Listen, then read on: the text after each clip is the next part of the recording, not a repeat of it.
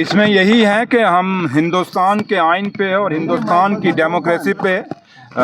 शेर कश्मीर शेख मोहम्मद अब्दुल्ला साहब से लेके फारूक साहब से लेकर और उमर साहब के आगे जो हमारी आने वाली नस्लें हैं, हमने हमेशा भरोसा किया है और भरोसा करते रहेंगे। और अगर हमारा भरोसा है तो उम्मीद करेंगे कि हिंदुस्तान की सबसे बड़ी अदालत जो फैसला है जम्मू कश्मीर के लोगों के सेंटिमेंट्स को नज़र में रखते हुए, जम्मू कश्मीर का किसान, मजदूर,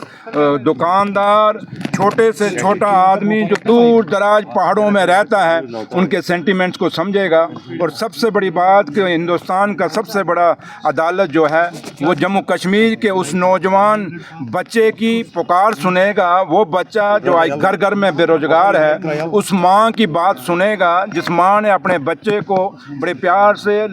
उसका लालन पालन किया है, इस उम्मीद के साथ पढ़ाया है कि मेरा बच्चा कल बड़ा होगा, उसको रोज़गार मिलेगा, उसकी नौकरी लगेगी। चाहे वो एक ऑटो वाला है, चाहे वो टैक्सी वाला है, चाहे वो एक शिकारा वाला है, चाहे वो एक रेत निकालने वाली नौका का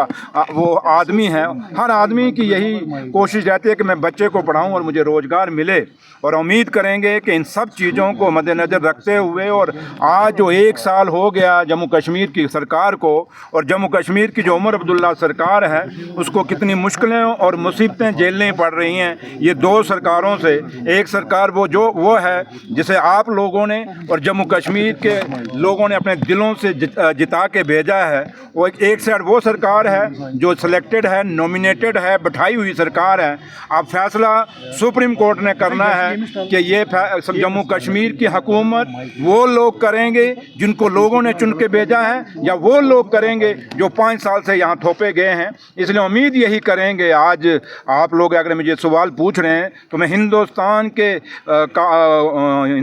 की सबसे बड़ी अदालत से, सुप्रीम कोर्ट इंडिया से, ऑनरेबल जजेस से यही उम्मीद करूँगा कि आप जम्मू कश्मीर, वो जम्मू कश्मीर जहाँ शेर और बकरी ने गठा पानी पिया है, वो जम्मू कश्मीर जहाँ का भाईचारा और जहाँ की मेहमान नवाजी देश और दुनिया में जानी जाती है, उस जम्मू कश्मीर के हक़ में आप फैसला देंगे। और जो स्टेट का दर्जा हमसे छीना गया, लिया नहीं गया, छीना गया है, जब आप पब्लिक को उस इलाके के उस रियासत की पब्लिक को पूछे बगैर कोई फैसला कहें तो वो लिया हुआ फैसला नहीं होता, वो छीना हुआ फैसला होता है। और सुप्रीम कोर्ट से हम यही उम्मीद करेंगे हमसे छीना हुआ हक़ हमें वापस बाइज्जत दिया जाएगा, जिससे जम्मू कश्मीर का हर आदमी इज्जत से रह सके, चाहे वो मुलाजम है, चाहे वो एक किसान है, एक मजदूर है, मिल सके। ये उम्मीद हम हिंदुस्तान की सुप्रीम कोर्ट आएंगे तो ऐसे पर्दे आपके खोलेंगे। एक वो आजकल एक नवा लीडर भी है, लॉलीपॉप लीडर भी आप सुनते होंगे आजकल आता है, उसका नाम कुछ और है लेकिन मुझे लॉलीपॉप ही है शायद। और लॉलीपॉप लीडर भी सुबह उठता है, कल मैं देख रहा था, कह रहा था उमर साहब ने क्या किया 12 सिलेंडरों का, उमर साहब ने क्या किया जो 1 लाख नौकरी देने से, उमर साहब ने क्या किया वो 10 किलो राशन देने का, उमर साहब ने ये नहीं किया, उमर साहब ने वो नहीं किया। उसको पूछो तूने कौन से 11 साल में फट मार लिए जो हमें पूछ रहा है 10 महीने में क्या कर लिया, उसको बोलो। अच्छा एक बात उस लॉलीपॉप लीडर ने कल क्या कहा कि अगर आपकी कोई फाइल नहीं निकल रही हमें बताओ, हम जाके निकलें। इसका मतलब नेक्सस है वो लॉलीपॉप लीडर में और एलजी साहब में। आप जानबूझ के अच्छा दोनों मिलके हमारे जम्मू कश्मीर के कामों को रोक रहे हो। अगर वो कहता है कि मुझे बताओ कौन सी फाइल है तो बोलो उसको भैया कैबिनेट ने डिसीजन किया हुआ सबसे बड़ी फाइल है बिजनेस रूल जम्मू कश्मीर की, जो हमारी सरकार ने दिया, वही बिजनेस रूल की फाइल हमें वापस दे दे,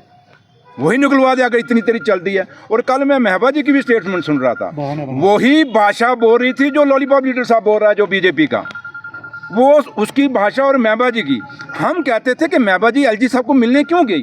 कल मुझे उस बयान से पता लगा तो वो भी वहाँ से एक पहाड़ा पढ़ने गई थी कि भाई आपने बोलना क्या है। आज देखिए पीडीपी, और मैं हमेशा कहता था कि पीडीपी और बीजेपी का आज भी नेक्सस है, इनका अलायंस है, वो अलायंस कल आपको नज़र आया महबा जी की बातों में और वो LOP साहब जो है उसकी बातों में। दोनों के बयान एक जैसे थे और ये दोनों बयान एक जगह से रेडीमेड होके तैयार होके आते हैं और फिर बाद में फैक्ट्री में बदल के फिर बाहर लोगों में जाते हैं। और इसलिए मैं जम्मू कश्मीर के लोगों से अपील करूँगा, आपके लोगों के माध्यम से, कि ये मत भूलिए कि PDP और BJP का अलायंस टूट गया है। BJP और PDP का अलायंस पूरा का पूरा आज जुड़ा हुआ है और आज लोगों को समझना चाहिए, चाहे वो PDP है, चाहे वो BJP है, चाहे कोई भी दूसरी जो भी यहाँ टीम A, B, C जो भी BJP की टीम है, सब मिलजुल के इस नेशनल कॉन्फ्रेंस की सरकार को, इस उमर अब्दुल्ला सरकार को बदनाम करने की कोशिश कर रहे हैं। लेकिन हमें इन लोगों से कोई लेना देना नहीं। हमें लेना है तो जम्मू कश्मीर की आवाम से लेना है, जिस आवाम ने हमें जिता के भेजा है, जिस आवाम ने एक भरोसा हम पे रखा है, उस आवाम को मैं कहना चाहूँगा कि आप मेरे लीडर और जम्मू कश्मीर के मुख्यमंत्री उमर अब्दुल्ला साहब पे भरोसा रखिए, यकीन रखिए। जो भरोसा आपने करके जम्मू कश्मीर में नेशनल कॉन्फ्रेंस के लोगों को जिताया, हमारे MLOं को जिताया, हमारी सरकार बनाई, आपसे ये वादा रहा कि जम्मू कश्मीर की उमर अब्दुल्ला सरकार एक एक वादा आपको पूरा करेगी। सिर्फ है कि थोड़ा सा जो हमें ये मुश्किलें और मुसीबतें चारों तरफ से हम पे अटैक हो रहे हैं, उसमें अगर हमारी कोई मदद कर सकता है तो वो जम्मू कश्मीर की आवाम कर सकती है। पहले भी उन्होंने किया है, आज भी वो करेंगे। लेकिन इतना हम यकीन दिलाते हैं कि आज जब मैं यहाँ BED कॉलेज में खड़ा हूँ और श्रीनगर में, और मेरे साथ शमीमा फिरदौस मैडम हैं, परदेसी साहब ऑनरेबल दोनों MLA साहब हैं, हमारा सब यहाँ आने का मकसद आप ये देख लें, यहाँ रील बनाने नहीं आए, हम देखने आए हैं कि जो काम हम कर रहे हैं वो कंप्लीट हो रहे हैं या नहीं हो रहे।